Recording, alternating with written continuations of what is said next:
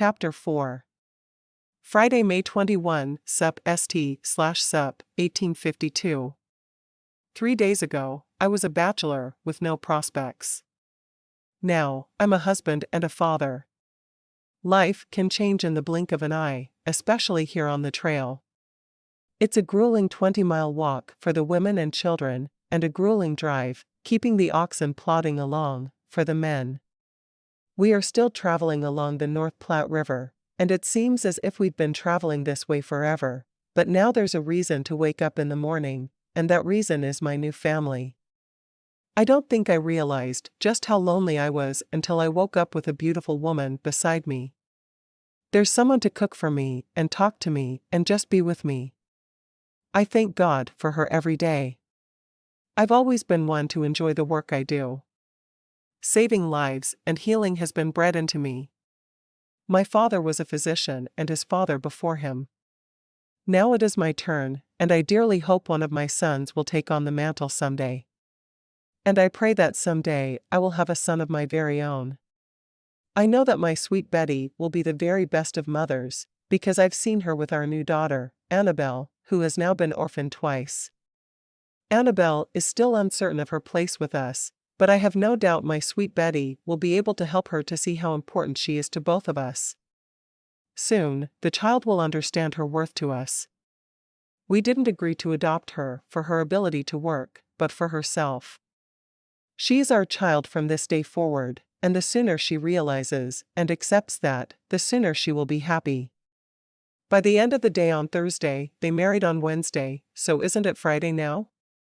Betty and Annabelle were getting along quite well. When Betty unpacked the little she needed from the back of the wagon, Annabelle was right there to help. When Betty cooked, Annabelle stayed nearby, ready to do what she needed to do unless Betty dismissed her to go and play with her friends, which happened more often than not. Annabelle always seemed reluctant to go, but she was an obedient child who did as she was told. When Malcolm joined her Friday afternoon after doing his share to help with the livestock, Betty greeted him with a smile. Annabelle is off playing, and supper will be ready in an hour or so. I'm just making beans and rice tonight. He nodded. I wouldn't mind paying for us all to continue eating with Margaret, but I know you cooked there as well. But if it's easier, you just let me know. He worried that she was working too hard, but trail life was hard on everyone. Especially the women. There's no need. I asked Margaret if she would mind if I cooked for us, and she said she wouldn't, so that's what I'm doing. Betty liked to do things for her little family, and she found she hated the idea of them eating someone else's cooking and not her own. It was her labor of love for them. All right. I just know being a new wife, a new mother, and the duties of both all at once can be overwhelming. Don't let us become a burden to you. She smiled at him. You could never be a burden. I want to cook for you and Annabelle.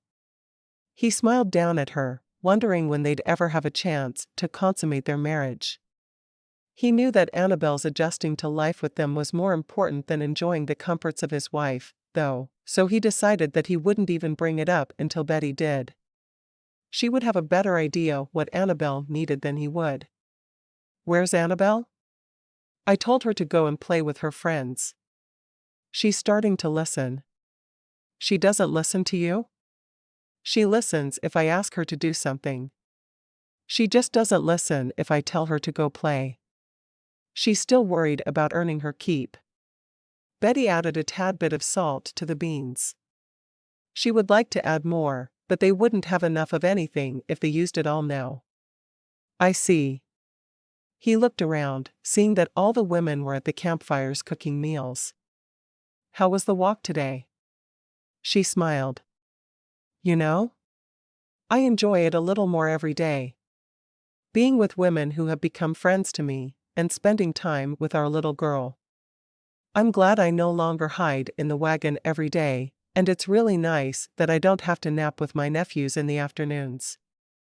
Bernice has to do it every day now, and I would feel badly for her, but it's her turn. Why does someone need to nap with them? Surely, they were old enough not to jump out of the wagon while it was moving. Betty sighed dramatically. The only time they were allowed to sleep unattended in the wagon, they spilled over 15 pounds of sugar. Thankfully, we were still camped in Independence, and we could just go to the general store and buy more. If we'd already left, we'd have been short of sugar, and this journey is hard enough without sweets. That wouldn't have been good for anyone. And now I'm wanting a sweet treat. He sighed dramatically. Are you a baker, dear wife? Dear? He thought her dear? I enjoy baking. Would you like me to bake something this evening? Already her mind was racing as she tried to think about what she could make for him. She wanted to spoil him with sweet treats as much as she could. It would be easier once they reached Oregon, but even now, she wanted to try. He shook his head. No, but I wouldn't mind if you did it Saturday night or sometime on Sunday. Then you'll still have time to get enough sleep and still curb my sweet tooth. Betty grinned. Who would have thought the good doctor has a sweet tooth? Well, I knew all about it. She laughed softly. I'm glad it isn't taking you by surprise. She leaned back on the ground and looked up at him. What was your family like? He sat down beside her. I'm the oldest of 4 boys, and it's a tradition in my family that the oldest son of each generation becomes a doctor. I wasn't sure that's what I wanted at first, but my father talked me into it. I am glad he did, because I can't imagine being anything else. When you were a little boy, what did you want to be? She asked, watching him. It was nice to just be able to look at him and not feel censured for it. He wasn't what she'd call a handsome man, but he was a good man, and she felt so much for him already. I wanted to be a baker. He nodded, grinning at her. Really? Do you cook? Or bake? She wasn't sure she wanted a man messing around in her kitchen, but if he had a talent for it, she certainly wouldn't stop him from exploring that talent. He shook his head. No, that's why I decided against it. My mother let me try to cook just one time, and I burned our meal and almost burned the kitchen down.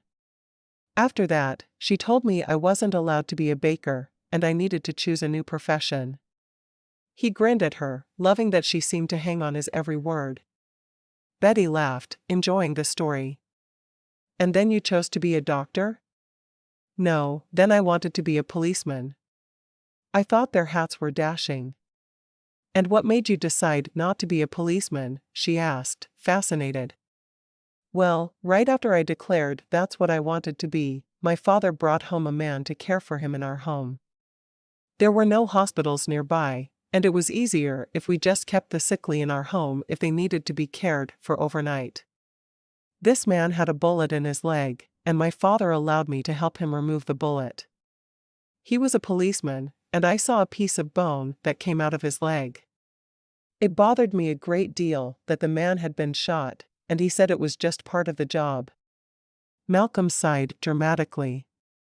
There was no way I was going to be a police officer after that. Oh, of course not.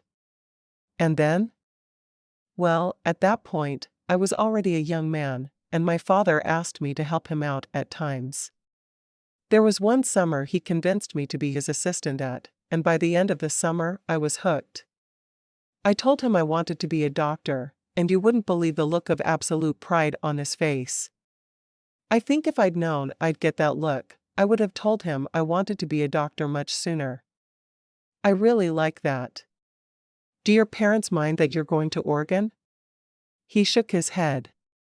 It was my father's idea, believe it or not. He told me that there were getting to be too many doctors in the civilized parts of our country, and it was time for me to head out to Oregon and help people there. I'm a rather stubborn man, so it took him a year or 2 to convince me, but here I am, heading to Oregon. Is there a place there you intend to settle? She asked. I had a couple of cities I was thinking of, but I can see you want to settle near the others of our company, and I wouldn't mind that at all. Or we could settle wherever it is your sister is going.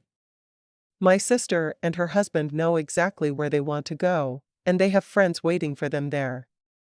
I'd rather go where the company goes, I think. I'll miss Bernice, of course, but we can always exchange letters. Betty was distracted as she saw Annabelle come toward the campfire, crying. What is it? She wanted to open her arms and hold the girl, but she just didn't know how the child would react. Margaret was beside the girl. She fell while they were playing, and she hurt herself. Annabelle said, I'm trying really hard not to be a burden on you, but I hurt my arm. Thank you for coming with her, Margaret, Betty said, all of her focus on the child. Malcolm hurried over and looked at the arm the girl was cradling. I think it's broken. You're a brave girl, aren't you? Annabelle nodded. I'm going to have Betty hold you. She's going to wrap both her arms around you from behind, and then I'm going to pull on your hurt arm. Can you hold as still for me as you can? Annabelle sniffled, obviously trying to stifle a loud cry. She nodded. It's okay to cry, Annabelle. We're not going to think any less of you if you do. But, how can I help with a broken arm? The question ended on a wail. You'll leave me here, or send me back to Georgia. For some reason, the child seemed to fear being alone more than anything else in the world. Carefully of the girl's arm, Betty wrapped her own arms around the child and held her close. Nothing is going to make us send you back. You don't have to earn your keep. You don't have to be careful. We're keeping you, no matter what. All right? Annabelle nodded. I'll hold still. Betty walked behind the girl and wrapped her arms around her, closing her eyes. She didn't want to have to watch what was about to happen. I need some strips of cloth first. She already had her arms around the little girl. Betty sighed. Well, you could have said so. She wrinkled her nose at Malcolm as she went to the back of the wagon, taking a hold of a flour sack she'd emptied when she'd made bread earlier that day. Will this work? Perfect. I want strips around 4 inches wide and as long as the sack. Betty nodded, pulling scissors from a small box in one corner of the wagon. She kept them where she could always get to them easily, because she wanted to be able to mend things as soon as they tore. Procrastination was not something she was fond of. When she was finished, she held up the strips of fabric, and he nodded. Perfect. He went around to the front of the wagon, and he came back with 2 planks of wood. They had obviously been sawed for him to be just what he needed. Now, I would like you to hold her. Betty wrapped her arms around Annabelle and held her tightly, her eyes closing. The girl gave a quick scream as soon as her arm was yanked, but she stayed on her feet. Betty uttered soothing words, hoping they would help. You're so brave. You're doing a great job. I'm proud of you, Annie.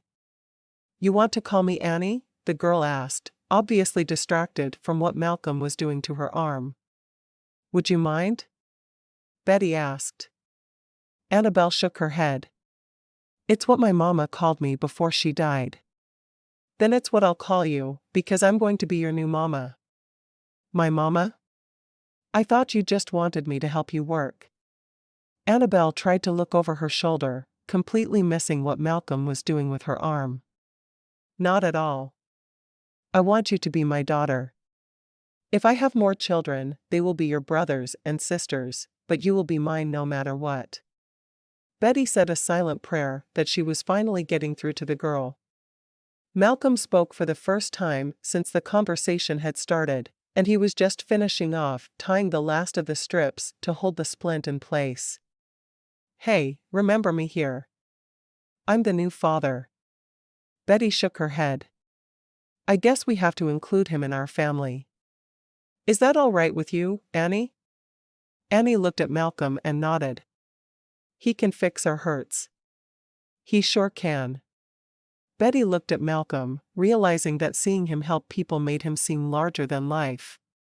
She wondered how a man such as he was would ever want to marry a girl like her, one who spent as much time as possible with her nose in a book. And this one is all fixed. You're going to have to be careful with it and not run around like a crazed child, but it'll be good for most things you want to do. I'll be careful. Annie turned and smiled at Betty. May I call you Mama? She seemed nervous as she asked, but Betty could tell she really wanted to call her Mama. Of course, you may. That's what you called your aunt, isn't it? Annie shook her head. No. I called her Auntie, but she wanted me to pretend to everyone she was my real mother on the trail. I don't know why. Betty shrugged. We may never know. What are you going to call the doctor? I think I'll call him Document. Betty laughed. Not Pa or Papa? Annie shook her head. No. Only Doc is a good name for him. Malcolm shrugged. Doc works for me. I'm a doc after all. Betty shook her head, walking over to the pot of beans. This is done. Are you too hungry? While they ate, a difficult thing for the little girl who had one arm immobilized, Annie told some stories of what she remembered from Georgia. My mama was really pretty with red hair. She sang to me before I slept every night. Do you know how long it's been since she died? Betty asked, wanting to know as much as she could about the child. I was 4 then. I'm 7 now. 7? She was ridiculously small to be 7. What else do you remember? Malcolm asked. He worried she'd been malnourished because of her size, but they'd soon have her growing. At least, he hoped she would grow. I remember she got really sick and died, and I had to go live with my aunt and uncle. I wasn't even allowed to see her while she was sick. Do you remember your father? Betty asked. I never had one, Annie said. At least not that I can remember. The girl shrugged as if not having a father had never mattered in any way. Well, we're your parents now, and that's what matters. Do you know your birthday? April 5th, Annie said. We were already walking all day, every day, before I turned 7. That's true. Betty's eyes met Malcolm's. Is she too old for naps then? Malcolm shook his head. Not if she's tired. Most days I want a nap too. He leaned toward Annie. Maybe we should take a nap and let your new mama drive the wagon all afternoon. What do you think? Annie giggled. I don't think she likes to drive. She answered in a whisper that was easily heard by Betty. Why is that? 'Cause she likes walking with the other ladies. They all talk and tell stories and laugh a lot. That's what she likes. Betty nodded. You're right. That's exactly what I like. Just a few weeks ago, she'd been afraid to walk and talk with the other women, and now she was thrilled she'd made the friends. Making one friend had led to her eating with all the men every night, which had led to her marrying Malcolm and the two of them taking on little Annie. That one friendship had changed her life completely. I guess I'll let the two of you keep walking, but I sure would like to take naps every day. What about you, Annie? Do you like to take naps? Malcolm asked. Annie nodded. I do like naps. Auntie said they were a waste of time and I shouldn't waste time that way, but the walk in the morning makes me so tired in the afternoon. Then you may nap as long as you want to nap, Betty said. I was going to suggest we all go for a walk after supper, but I think with your broken arm, you should probably stay in camp, at least until it starts to mend. Annie nodded. You're not mad that I broke my arm? Her voice was soft as she asked the question. Absolutely not. I know you didn't do it on purpose. Betty wanted to say some things to the girl's aunt who had died, but it was too late. It would be nice to know more about Annie's history, but there was no way. No way that she knew of anyway. While Betty washed the dishes, Annie paced back and forth beside the fire. I should be helping you wash up. Betty shook her head. No, you shouldn't. You just broke your arm.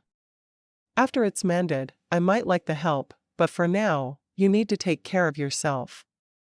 One of the children in camp came over then.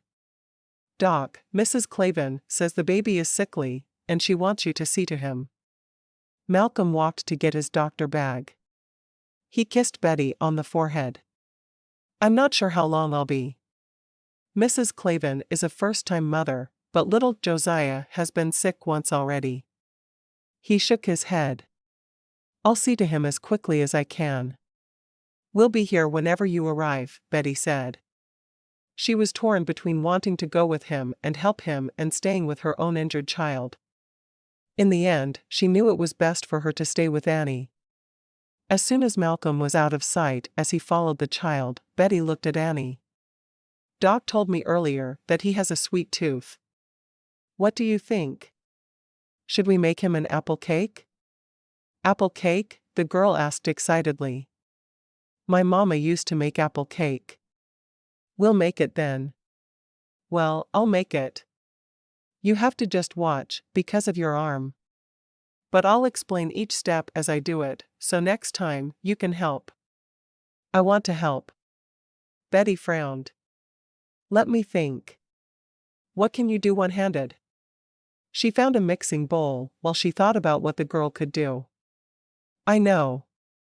You can count the number of times I stir the cake. How high can you count? 100. Then I want you to count how many times I stir and tell me when I reach 100. Annie looked excited at the idea. I can do that. She obviously wanted to help as much as she possibly could. This time she didn't seem to be doing it out of obligation.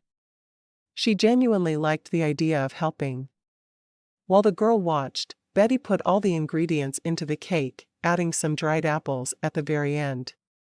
I'm going to make it a little extra sweet, because I know that's how Doc likes it. Me too, Annie told her. When Malcolm reached the campsite a little over an hour later, the dishes were done, there was fresh coffee on, and the apple cake was warm and ready to be eaten. What's this? He asked, looking between his wife and daughter. He'd been able to smell the sweet cake in the air the whole way back. He desperately hoped that Betty hadn't listened to him and it was her who had made the sweet concoction. Apple cake, Annie told him. And we waited for you to come back before we ate any, but now that you're here, we have to have a piece. Of course, we do. Malcolm smiled at Betty. I told you not to do it tonight and to wait. He was so glad she'd disobeyed him, though. Annie and I needed something to do to fill our time while you were gone, didn't we? Betty smiled at the child. Annie nodded, her braids flying. Betty laughed when one of them hit Malcolm in the face, but she hid it the best she could. Are you laughing at my misfortune? He asked menacingly. Betty nodded, grinning at him. I'm also the one about to serve you a piece of cake, so I would suggest simply being happy about it. As long as she held the cake, she had all the power. For that moment, anyway. He shook his head. Are you always going to be able to talk your way out of everything? Probably not. But I will always try. She handed him a plate with a piece of the cake and one to Annie, before she cut one for herself. I'm so glad you had dried apples. So am I. When the shopkeeper recommended them, I almost told him no, because I couldn't imagine what I'd do with them. You turned boring dried apples into a cake. Malcolm had known he would never eat them by themselves. They had to be used to make a sweet treat before he would have any interest in them at all. We'll make apple dumplings soon too. Maybe when Annie's arm is better, and she can help me. She likes to help bake. Betty smiled at Annie, who was busy with her cake. Annie's mouth was full when she answered. I do. Malcolm grinned as he ate a second bite of the cake. Is there enough for another piece? There's enough for 2 pieces, yes, and we'll still have some for the noon meal tomorrow. Betty had cut the pieces small, knowing they would all want to savor the dessert. I do believe I'm going to need another piece then. Betty smiled, glad she'd been able to make him so happy. The apple cake wasn't anything difficult, but judging by the way Malcolm and Annie raved over it, it was something special to them. She was surprised how good it made her feel to see them eating something special she'd made. Once the mess had been cleaned up from the cake, she and Malcolm sat with Annie as the girl fell asleep before they lay down on their own blankets beside her. Malcolm hadn't bothered with a tent because he thought he'd be alone the whole trip. Now he wished he had one. As they were lying down, Betty yawned. "We should have put up the tent tonight." She preferred to have a little privacy as she slept. "We don't have one," he said. "I wish we did." He shook his head, thinking that he should have paid the little bit extra for the tent, despite not minding sleeping under the stars. "Yes, we do. It's one of the things we took from the Nelsons' wagon. Tomorrow night, we'll pitch the tent." He sighed. "You think of everything, don't you, wife?" "I do try. Perhaps one night soon, we'll find a way to sneak away." "I'd say tonight, but not when Annie just broke her arm. She needs to learn that she's safe with us before we leave her for the night. I know Margaret wouldn't mind her staying in their camp for the night, though. No, tonight we need to stay close. Soon, though. I'm not sure how much longer I can wait." He kissed her softly before closing his eyes to go to sleep, and once again she was amazed at just how quickly he was able to go from talking to sleeping. She turned her back to him and snuggled back against him, feeling his arm come around her in his sleep. She said a silent prayer, thanking God for putting both Malcolm and Annie in her life. She would never be the boring bookworm again, thanks to them. Chapter 5. Saturday, May 22, Sup ND/Sup, 1852. We had one fewer day of travel this week than usual, and I have to say, it has been a lovely week. From getting married to adopting a new child, it's all been good. I do wish we hadn't lost the time, but I've been assured that we are ahead of schedule still, and we could have several days of rest and still be fine. I want to ask why we don't take a day to rest then, but I know why. Because emergencies will happen, and we will be slowed down whether we like it or not. Now that Malcolm has agreed we can move to where the rest of the company is moving, I feel good about our future. I have to say I'm looking forward to our day of rest already. Or should I say the men's day of rest? We women have to do the laundry, cook, and mend clothes. But the day will be spent without walking so much, so it will still be nice. Little Annie has broken her arm, and she seems to be doing well with it. I know she's in a lot of pain, but she hides it. She's afraid she won't be of any use to us with a broken arm, and even though we've done all we can to convince her that we're not taking her in so she can work for us, I'm not sure she believes it. In time, I hope she'll see that we don't need anything from her at all. Hopefully, that will happen soon. I do wish Malcolm and I had a little time alone together, but I realize building our family is so much more important. Betty met up with the other women and began their daily march toward the Oregon Territory. With as long as they'd been walking, she would think they'd have been there and back, but the truth was, they were only about 2 months into their journey. As they walked, she noticed that the new woman in the company, Mrs. Katie Gabriel, was walking alone, and Betty decided to be brave and reach out to the woman. It wasn't something she did easily, but she was determined to do hard things. Never again would she hide her nose in a book and not spend time with people. That was what she'd done when she was a child and a young lady. She was an old married woman now. "Mrs. Gabriel?" Betty asked, trying not to choke on the words. She'd found speaking to strangers was getting easier every day, though. "I'm Betty Bentley." She stopped talking for a moment. "Oh, what a horrid name. I married on Wednesday, and I've never spoken my new name before. I should have thought better of marrying the doctor." She shook her head.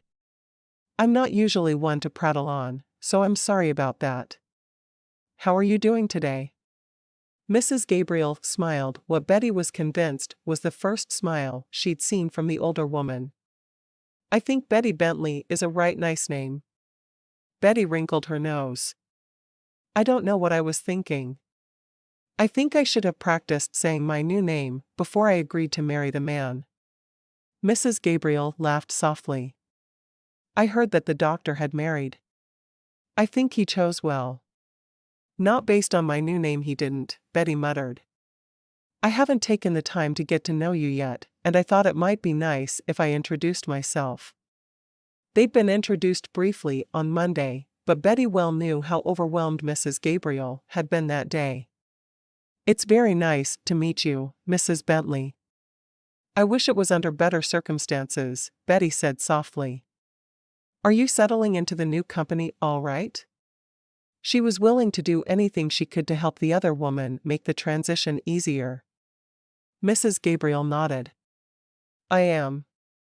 It's odd being here without my Stephen, and I don't know how the children and I will manage once we reach Oregon, but we wouldn't have managed if we'd just stayed in place in the middle of the prairie. She looked off to one side. Alexander, don't let your sister step in that patch of briars. Pay attention. Yes, Ma. Alexander called back to his mother. How many children do you have? Betty asked. The family had just joined their company on Monday, having been left behind by the previous wagon train after Mr. Gabriel died of complications from being run over by a wagon wheel. 4. My oldest boy, Stanley, is driving our family wagon. Alex is the second oldest, and he's 10. My third son is Stephen, named after his father. And my little girl is Alice. She's the youngest. How old is Alice? Betty asked. My husband and I have taken on a girl who lost her parents this week. Annie just turned 7. She didn't want to explain that poor little Annie had lost her parents and then her aunt and uncle. Why tell Annie's sad story when Betty was determined to make the rest of her life so much better than the past 7 years had been? Alice is 3. She sure likes to play with the Pruitt children.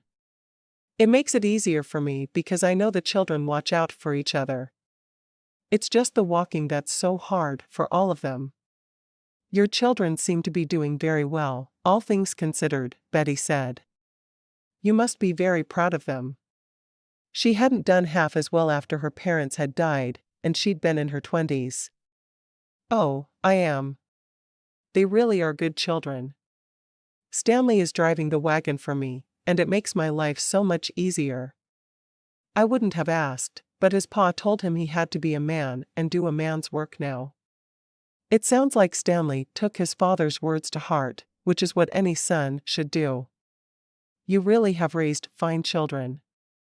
Betty had learned that complimenting a woman's children was always the best way to befriend her. You say that because they're on their best behavior right now, Mrs. Gabriel said, shaking her head. They're worried we'll all be left behind again. That problem does seem to be going around, Betty responded. By the time they stopped for the noon meal, Betty felt as if she knew the other woman better and could speak to her whenever she had the opportunity. Now she just needed to learn to speak with everyone else. Surely it was possible to talk to everyone in camp without being afraid. They had what was left of their rice and beans from the evening before and the leftover apple cake. Annie had spent the morning walking with her friends, as she usually did. We need to make apple cake every day, Mama. I told my friends all about it, and they want their mamas to make apple cake too. I'll give any of their mothers the recipe. Did you have a good morning with your friends? Betty asked, taking another bite of the dreaded beans. She wished there was something else that kept as well as beans did, so they could have more variety in their meals. She knew she should simply be grateful that her belly was full. I did. They all liked how Doc fixed my arm. He did a good job, didn't he? Betty looked at her husband, who was watching them both. How was the drive this morning? She wanted to make sure he always felt included in the conversations they had. Long, he said, smiling a little. Not much to see, but I'm told we'll reach Chimney Rock within a day or two. It will come into sight before long, possibly even this afternoon. Is it far from the river? Betty asked. No, it's here in the Platte River Valley. We'll be able to spot it with no trouble at all. Well, it'll be nice to have something to look forward to. Betty did her best not to complain, but walking 2,000 miles had never been something she strived to do. After they'd had their rest, Betty put Annie in the back of the wagon, carefully tucking her among the supplies. Is your arm going to be jostled there? She asked. Annie shook her head. It's all right, Mama. Good. Betty walked with Malcolm for a moment as he switched the team out for a fresh one. I talked to Mrs. Gabriel for a while this morning. I'm making a promise to myself that I will talk to a different person every day. Maybe not all day, but I'll at least make an effort to get to know more people. I need to be strong like you are. As terrifying as the idea was to her, she was feeling more capable of doing it every day. She'd certainly made great strides since Tuesday. Had it really been that short of a time since she'd first walked with him? Malcolm turned from the oxen and wrapped his arms around his wife. I think that's wonderful, but I hope you won't try to change too much. I think you're perfect just the way you are. He pressed a kiss to her forehead, longing for a time they could be completely alone for an hour or two. She laughed. Perfect, huh? Sounds like a husband who's trying to think of a way to get his wife to agree to give him his marital rights. He laughed. Well, I'm afraid I still hope that will happen soon. Perhaps tonight we can talk to Margaret and get her to let little Annie spend the night in their tent with the girls. They're newlyweds too. Perhaps we take turns, so everyone can enjoy their spouses. She wiggled her eyebrows at him, then stood on tiptoe to kiss him. I'll talk to Margaret this afternoon. I'm sure Bernice would be willing as well, but then we'd have to agree to watch the twins. He shook his head. I'm not so sure about the twins. The very idea of being responsible for the boys and any mischief they could get themselves into turned his stomach. No one in the company is. The boys are a little wilder than most, and no one seems to be able to appreciate them for their personalities. I wonder why. She giggled and kissed his lips. I'm going to go fall in line with the others. Looks like the wagons are about to start moving. She wasn't anxious to walk all afternoon, but she was anxious to be finished soon. She'd find a way to talk to Margaret that afternoon as well, and perhaps she and Malcolm could be alone for a while that night. She knew she should be nervous about their wedding night, but instead, she was very eager for it. It does. All right. I'll see you this evening. No beans for supper, right? He could handle beans when he had to, but he preferred not to have them every night. He wished there was something better they could take on this long journey, but nothing else would stay good the way beans would. She laughed. No, I'll fix something else. Thank God for a wife who can cook. With that, he climbed onto the wagon seat and took the lines, ready to line up and start the afternoon drive. He wanted to be in Oregon now more than he ever had before. Time to spend with his family when he wasn't driving all day sounded like an absolute treasure, and it was one he would value above all else. Betty hurried to meet with the other women, and she was pleased to see that Mrs. Gabriel had joined the little group she walked with. I'm glad you've decided to walk with us. The woman needed friends to help her get through her lonely days without her husband. I'm glad you talked to me this morning.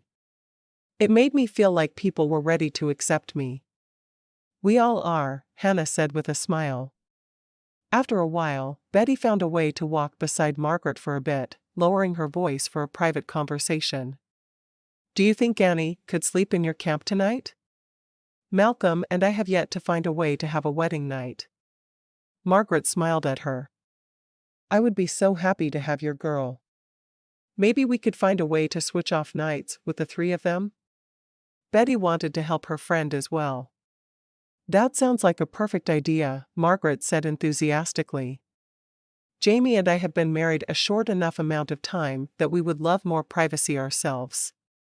That evening, Betty made some of the surplus eggs from the chickens her sister had brought with her, along with bacon and biscuits.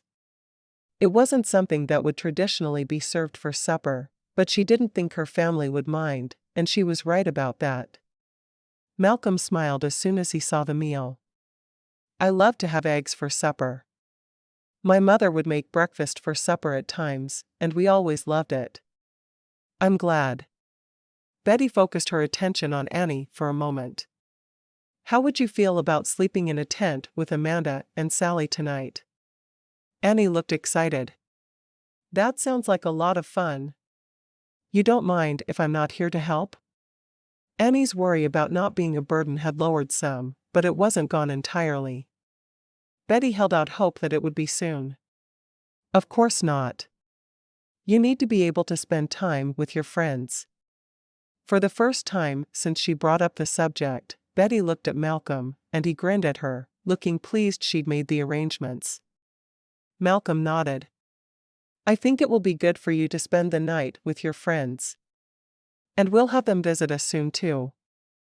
I'd like that so much, Annie said, looking excited. As they all rested after supper, before starting the dishes, Betty asked Annie what one thing she'd been thankful for that day. It was something her mother had done at supper time to remind her daughters to count their blessings and not to be negative about the bad things that had happened. She would tell them that bad things would always be there, but if you could focus on the good things, your life would be a great deal more pleasant. I'm thankful for my new friends. Annie smiled as she looked at Betty, and Betty couldn't help but want to hug the child. She hadn't been allowed to have friends with her aunt and uncle, and it was good she could see her life improving. Annie talked to Betty while she did the dishes, and Malcolm went to visit his patients. She talked about everything she'd seen that day. We found a turtle down near the water's edge, she said. I wanted to play with it, but Johnny kept poking it with a stick, and finally Jimmy picked it up and threw it in the river. How would you have played with it? Betty asked, trying to make her little girl feel as if she could talk to her about anything. Well, I was hoping we could find a rabbit and make them race, but Johnny said the idea was stupid. But you know what, Mama? No, what? I think boys are stupid sometimes. I don't think Johnny and Jimmy were nice to that turtle, and I think they should have been. You're right. They really should have been nicer. Did you know that Johnny and Jimmy are my nephews? They're my sister Bernice's sons. I met Aunt Bernice. She's too nice to have mean boys like that. I think these boys are someone else's. Annie shook her head adamantly. Betty laughed. No, those are the same boys. They do like to get into mischief sometimes. You just be careful not to let them talk you into doing anything you know you shouldn't, all right? Yes, Mama. Annie looked down for a moment. I kicked Jimmy when he threw the turtle in the river. Are you mad at me for kicking your nephew? She looked frightened as if she thought if she did one thing wrong, she wouldn't be allowed to stay with her new family. Not one little bit. Now, I don't think you should make a habit of kicking boys, but Jimmy and Johnny deserve it sometimes. Just don't do it a lot, and only when they really need it. Betty didn't tell the girl that she'd wished she could kick the boys once or a dozen times. She didn't really want to encourage violence in her, even though she knew the boys had deserved it and so much more than they'd get from a child like Annie. I won't do it a lot.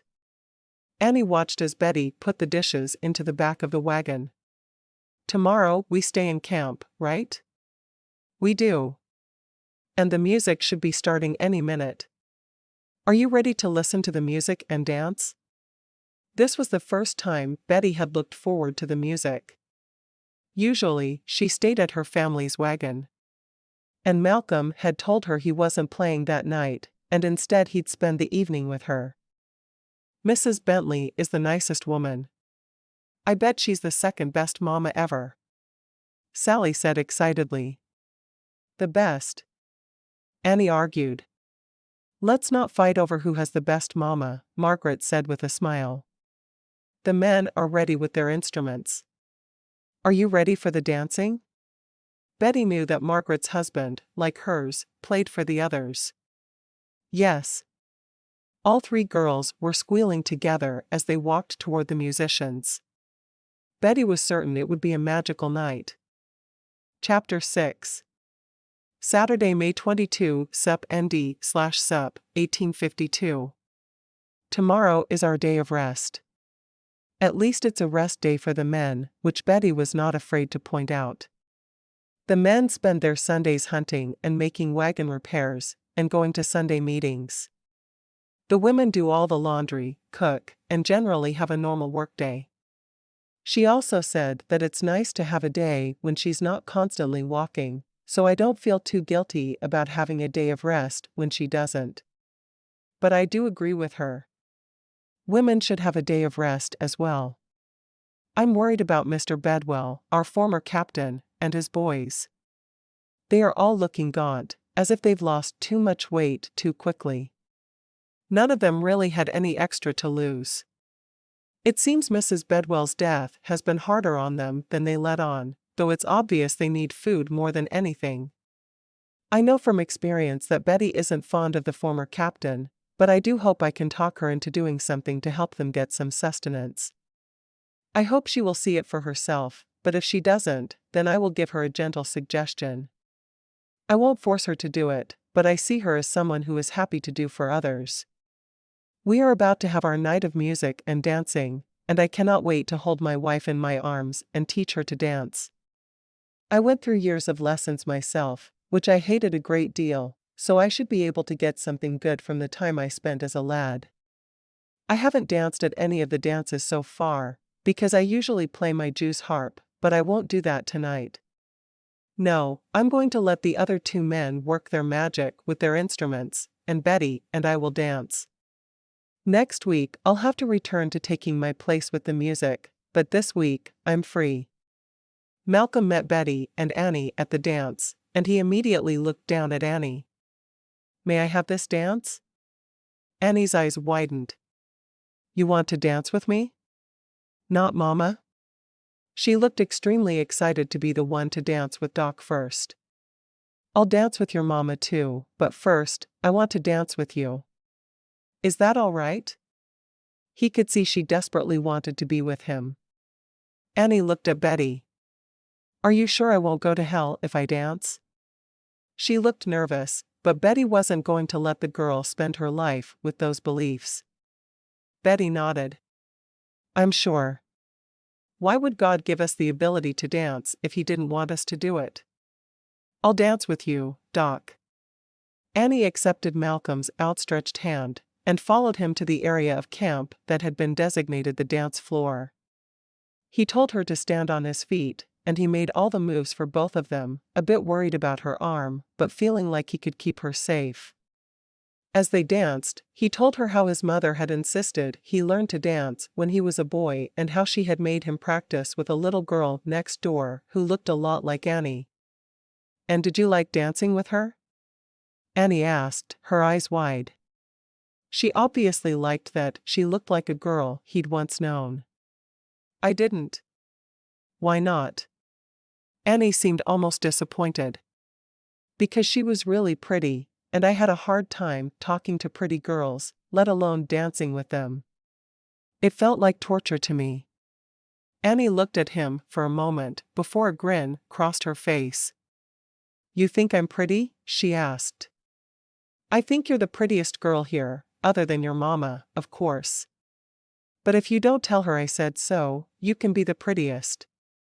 Malcolm loved how happy she looked at his words. I won't tell her. Thank you, document. As the song ended, she stepped off his feet, and he led her over to where Margaret and Betty were talking. You stay with Mrs. Pruitt now, Annie. I'm going to dance with your Mama. He held his hand out for his wife's, and smiled at how delicate hers felt in his as she placed her hand in it. It was amazing how hard she could work with such small hands. May I have this dance? Betty smiled. If you don't mind your toes getting stomped on, you can have all the dances, she said softly. He laughed. I'll teach you to dance. It's easy. The band was playing a fast song, and he taught her the steps he'd painstakingly learned while wishing he could escape with a good book. She laughed over her own mistakes, and her face turned red with the exertion. He couldn't help but smile as she looked so beautiful. Even more beautiful than usual. When the dance was over, she collapsed against him, laughing, and he held her close. You are truly the woman I've dreamed of my entire life, he said softly. Betty was both startled and pleased. She thought he was a good man, and a man she could be happy with, but she'd never seen herself with a man. I'm glad. I'll try to live up to your dreams of me. You could never fail me, he said softly. Throughout the evening, they danced often, and each time, she wished they could run off into the prairie and enjoy each other. She had no idea why she was so eager to be with him, but every minute made her a little more eager than before. Every dance felt like it brought them closer to each other. Every time she stepped on his toes, and they both laughed over it, she felt like they were growing closer and closer together. Finally, the musicians stopped, and they walked to their wagon, where she grabbed blankets, and he took pillows. Are you nervous? He asked. If you'd asked me that a few hours ago, the answer would have been a resounding yes, she said. But after all the time we've spent dancing tonight, I'm a lot more eager than I am nervous. She lowered her voice. I'm probably more eager than a bride should be. That's a good thing, he said. Should we run? She laughed at that. I do think we've had enough of that type of exertion tonight. I think I'll save what energy I have left for what we're going to do together. He swallowed hard. I can't express how good it is to have you by my side, Malcolm said softly. You're a good woman. I try to be, Betty said softly. Don't put me on a pedestal, though, because I'm sure to fall, and the fall from the pedestal would hurt a lot more. She had no desire for him to ever be disappointed in her. She tried to be good all the time, but everyone failed. How could you fall? I'm anything but perfect, Malcolm. We've only really known one another a week. I do have a good heart, but I sometimes get annoyed with people in a way that will make you crazy. She knew her downfalls. I have a hard time believing that. He stopped a good distance from the circle of wagons and laid one of the blankets down. We'll handle any problems as they come up. There is no doubt in my mind we'll be able to. Betty smiled, stepping close to him and putting her palms flat against his chest. She could feel the muscles under his shirt. Do you do physical labor? She asked. She wasn't certain how else he would have the nice muscles he had. Only around camp. I can feel your muscles. I want to feel them without your shirt, she said softly. Malcolm's hands immediately went to the buttons of his shirt to remove it. Having her fingers on his skin was a dream to him, and it was one he really wanted to make happen. As quickly as possible. No, I want to do it, she said, pushing his hands out of the way. She was determined to squeeze every ounce of pleasure out of the situation that she possibly could. Malcolm's heart sped up as he dropped his hands to his sides and allowed her to unbutton his shirt. She spread it wide, her hands going to the muscles of his chest. That feels so good. Your fingers against my skin. She smiled. I like it too. I've been thinking about touching you since before we got married, and then our wedding night didn't happen, and with Annie we couldn't get away, but now, we have each other. Alone. As long as there are no medical emergencies. As soon as the words were out of his mouth, he wished them back. He wished there was someone around to knock on, but if there had been a lot of tress in the area at one point, there no longer were. Let's not worry about medical emergencies, Betty said as she leaned forward and touched her tongue to his skin. It tasted salty, of sweat and hard work. Work he did for her and Annie. She couldn't have admired the man more if she'd tried. He couldn't keep his hands at his sides for another moment. His arms went around her, and he pulled her flush against him. His mouth came down on hers, and this kiss was passionate, his tongue stroking into her mouth. She rose on tiptoes, to be even closer to him, wanting everything he could give her and more. His fingers went to the buttons at the front of her dress, and he released them all quickly, pushing the dress to her feet. She'd taken to wearing only one petticoat on the trail, because she got too hot otherwise, and she could feel his bare skin through the thin fabric. "I'm taking this off," he whispered. He didn't want anything to come between them ever again, not even a petticoat. "Please do." He couldn't believe she was still being polite at that moment, but he didn't care. Thoughts were rapidly disappearing, because there just wasn't enough blood flowing to his brain when it was all going to his nether regions. As soon as he had her undressed, he pushed her down onto the blanket and quickly removed his pants, before covering her body with his. His hand stroked her bare skin, but only for a moment, as she arched against him. "Please make the aching stop," Betty whispered. She knew he could do it, and she needed it desperately. He needed no more urging than that, pushing her legs apart. He poised for a moment, at the precipice of entering her, his eyes intent on hers. "I'll try not to let it hurt too much." When he entered her, Betty let out a quick gasp of pain, but it wasn't as bad as she'd thought it would be. He waited a moment inside her before starting the ancient dance that men and women had participated in since the Garden of Eden. When it was over, and he was lying beside her, stroking her damp skin, she sighed. "That was nice. Next time it won't hurt?" "Next time it won't hurt." Malcolm couldn't help but be amazed at the beautiful woman who had agreed to be his wife. She was sexy and sweet, and everything he knew he needed in a wife. He only hoped she knew how very wonderful she was. Asterisk. Betty woke just before dawn, and she groaned, a little sore in places she'd never been sore before. As soon as she opened her eyes, she saw that Malcolm was watching her. "Are you sore?" She nodded. "Just a little. Then I will keep my amorous intents to myself, and we'll go back to camp. A good hearty breakfast is just what I need." And he had a wife who could cook anything, as far as he could tell. He wanted to marvel at her cooking ability, and so many other things about her, but he knew she had a hard time accepting compliments. "Did you do something to work up an appetite?" she asked, a twinkle in her eye. Teasing him made life so much more enjoyable, and she wasn't even certain why that was. "I did, though for the life of me, I can't seem to remember what." He kissed her softly before standing to put his clothes on. She watched him for a moment, enjoying the sight of him dressing in the moonlight, before she got up and dressed herself. Camp would be stirring any moment, and she needed to be dressed before they went back. And she didn't want to go back after everyone was awake. It would feel like she was making a walk of shame. Betty went straight back to their wagon and started a fire for breakfast, while Malcolm retrieved Annie from the Pruitt's wagon. As the two of them walked back toward camp, they talked. "How was your night with your friends?" "It was so nice. We giggled a lot, and then we finally slept. Mrs. Pruitt really is a very nice mama." "I know she is." "Is she nicer than your mama?"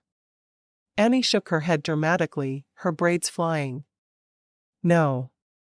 No one is as nice as my mama. She wants me to be her little girl, even with a broken arm." "Well, why wouldn't she want you with a broken arm?" he asked. He had a feeling he knew the answer, but he knew he wouldn't like it. "Because I can't earn my keep with a broken arm. I have to have two hands to earn my keep. I can't even help pick up buffalo chips for the fire." She sighed. "Well, I can, but it's really hard. You've done just fine. You're a good daughter to us." Malcolm wasn't sure what to say to the little girl, who seemed to be full of insecurities. It made sense. She didn't really understand her place in the world with as much upheaval she had been through in her short life. I try. Annie had a big smile on her face at the praise. Malcolm realized she probably hadn't received praise for a very long time. And you were a wonderful dancer last night. I can't wait until your arm is mended, and I can show you lots more dances. Because I'm the prettiest girl in the company? She whispered. That's exactly why. When they reached their own camp, Betty had started a fire with a huge pile of buffalo chips. He hated that he couldn't provide wood for every fire, but there just wasn't enough wood around, and she never seemed to complain. She didn't ever really voice discontent about life on the trail. What delicacy are we having this fine morning? He asked. She smiled. I thought Johnny cakes with bacon again. We have plenty of honey and jam to put on them. She knew Annie was especially fond of Johnny cakes, and they were easy enough to make. Annie squealed. I love Johnny cakes. I do too, Betty said. They're the best. They certainly weren't as good as some other breakfasts she'd had over the years, but they were the best breakfast on the trail. I'm going to make a big loaf of bread to go with our supper tonight, and I'm hoping someone will be able to get some meat today. We could do with a nice roast for supper, with carrots, potatoes, and bread. Sundays are for feasting in my opinion, because they're the day we sit still. Whether she had the day off or not, she wasn't walking endlessly toward Oregon on Sundays, and that made things so much easier. Malcolm nodded. I'm not great with a musket, but I'll try my hand at getting something for us. Maybe I could hunt with Mr. Bedwell. The man is having a very hard time right now, and I really do feel sorry for him. He worried about the man for so many things, the most pressing of which was the man's lack of nutrition.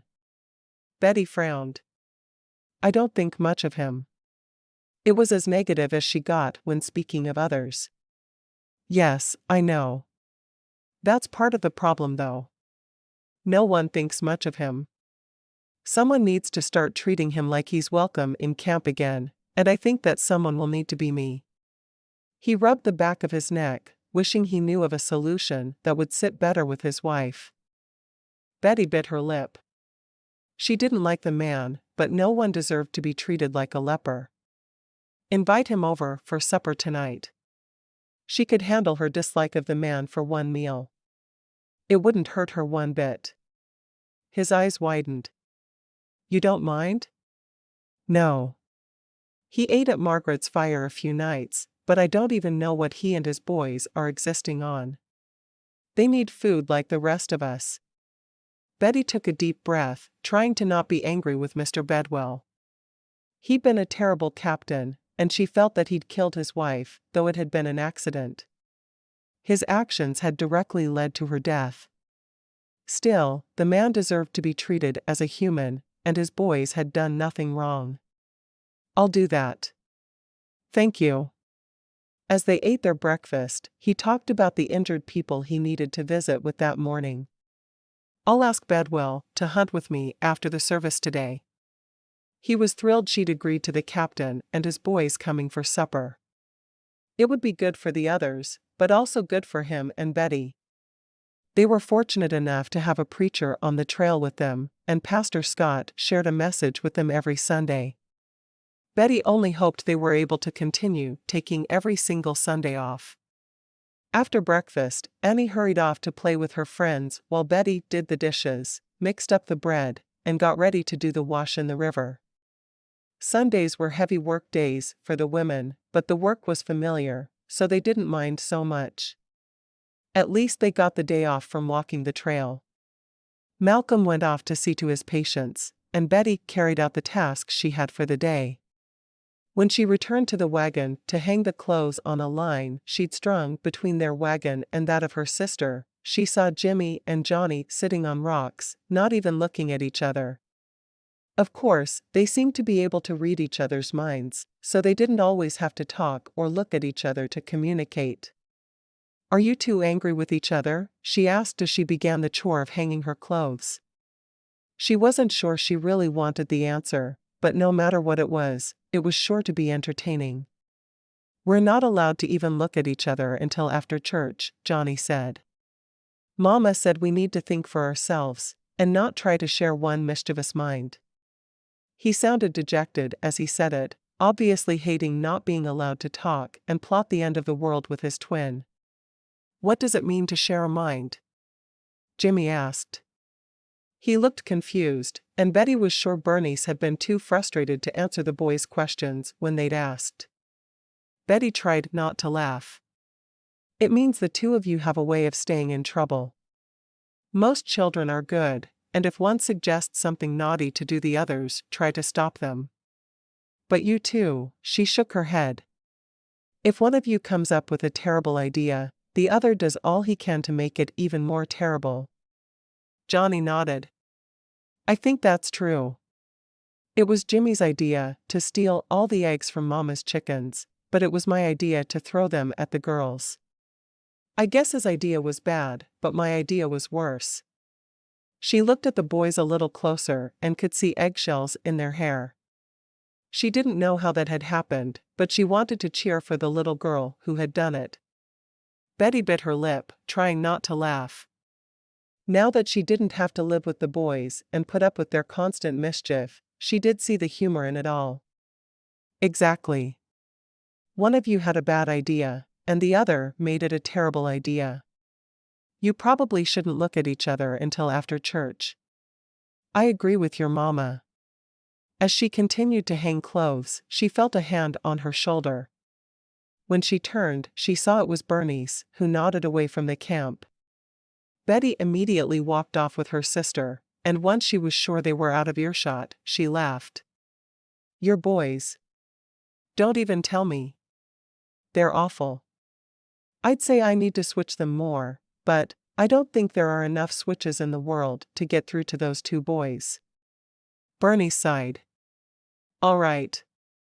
How was your night? I saw you and Malcolm spent the night away from camp." Betty blushed. "It was very nice, and I'm anxious to do it again, but that's all I'm telling you." She couldn't give even her sister details of what happened between her and Malcolm. "That's enough for me. I'm so glad you listened to Margaret and me and not to Mama." She meant well, but she really wasn't good about explaining about the marital act.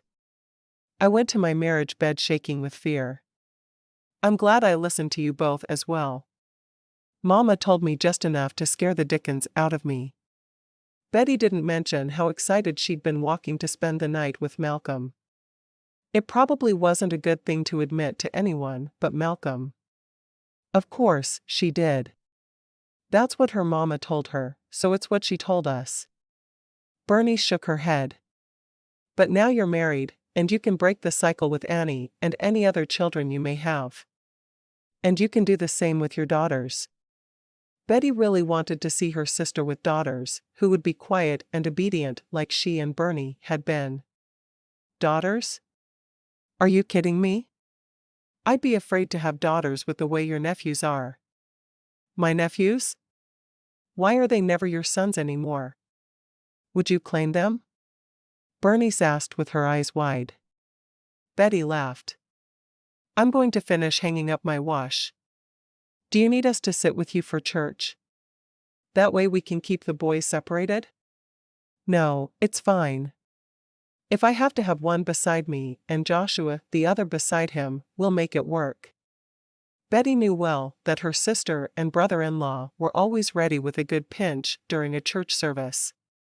The campsite they were in had no benches made for their Sunday meeting, so they all took blankets and spread them on the ground. Betty was happy to sit with Malcolm and Annie, feeling just a little bit proud to be married to such a good man. The talk that week was on forgiveness, and Betty recognized that it was a talk she, and most of the others in camp, needed.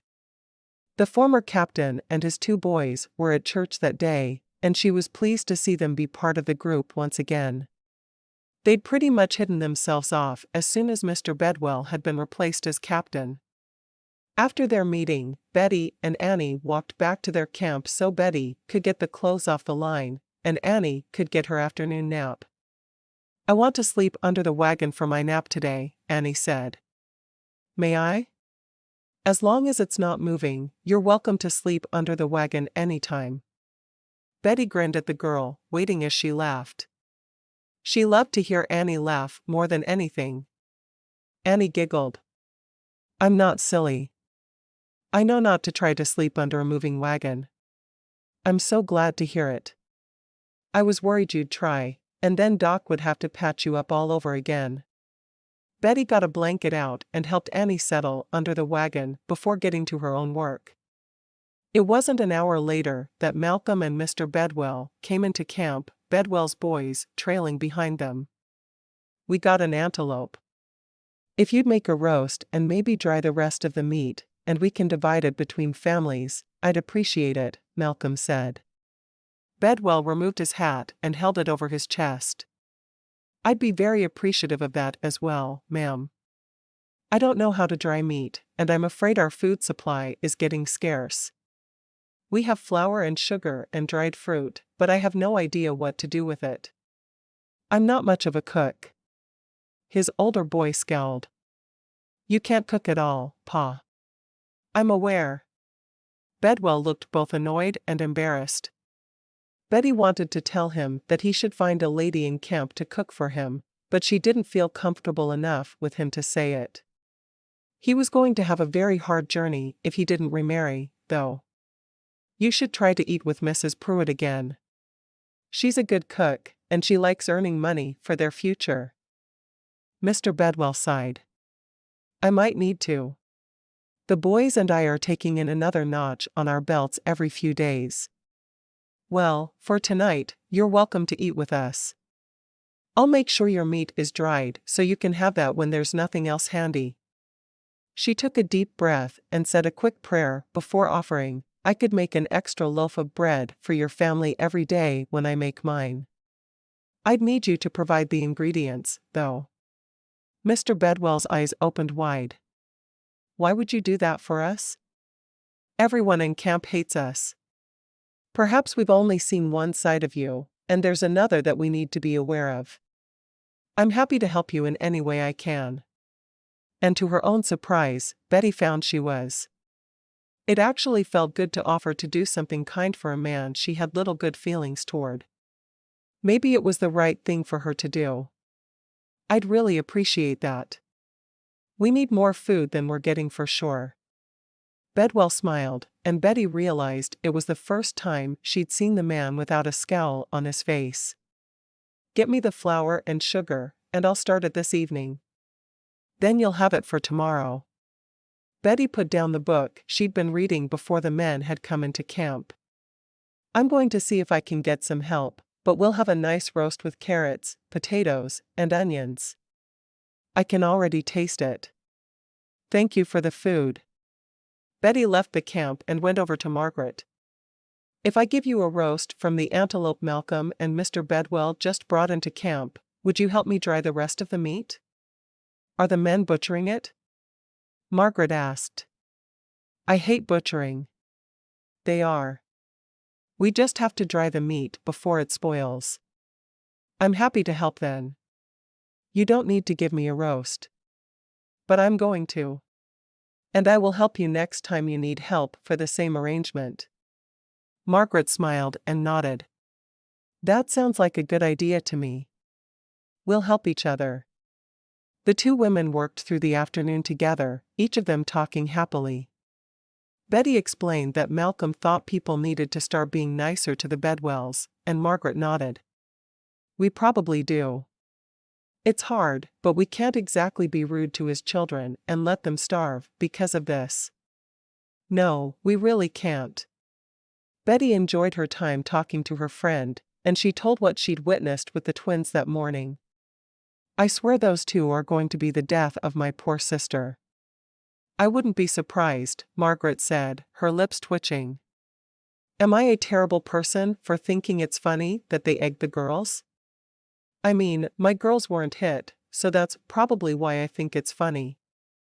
From what I was told, That girl who runs around with the peppermint stick in her cleavage, Edna, is the only one who actually got hit with an egg, and she chased after the boys and smashed the rest of the eggs on their faces, and then went straight to Bernice.